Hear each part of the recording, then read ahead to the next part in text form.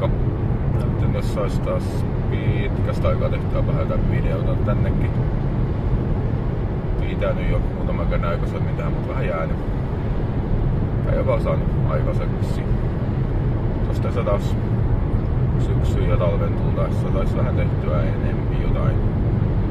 Joskus aikaisemmin meinasin tällä autossa jonkun pätkän kuvata, mutta silloin tuntuu, että tulee kauheat taustakohinat sun muut. Ja mä vaan huomasin, että kun otin no Bluetoothin pois päältä, ettei ole auto äänijärjestelmää puhelinyhteydessä, niin kappassa kuvaakin äänittää äänen auton mikilläni. Tai ei äänitä enää auton mikilläni. Äänellä on vähän paremmin. Ei ole niin älytön kohina. Tässä kuuleekin jotain.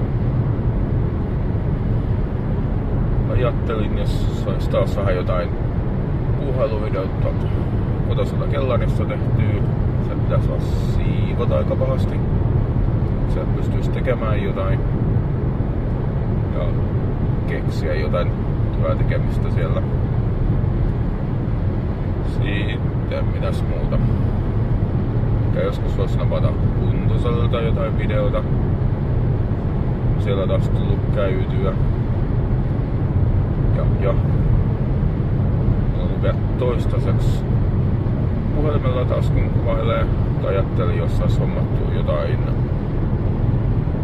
kunnon kameraa tai jotain action kameraa tai jotain sellaista, mikä nyt sitten olisi hyvä. Mä oon pohdiskellut, olisiko joku Osmo Pocketti tai maksaa jonkun GoPro. GoPro olisi ehkä vähän monipuolisempi. Se saisi pyönälläkin kuvattua jotain, kun paineella tuo mettäpolkuja. Ehkä mä tässä ihmettelen, katselen videoita ja suunnittelen, mikä olisi semmonen hyvä. Sitten tässä vähän tulee valotyömaata. Kohta ei tarvitse enää pitkää matkaa ajella töihin ilman katuvaloja. Saavat hoitettua valmiiksi. Niin.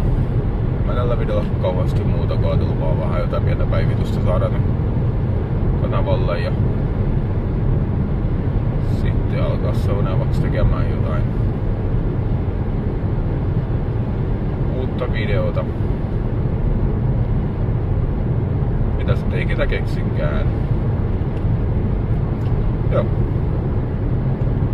Tää tämmönen lyhkäinen pieni päivitys ja katsellaan sitten vähän myöhemmin lisää.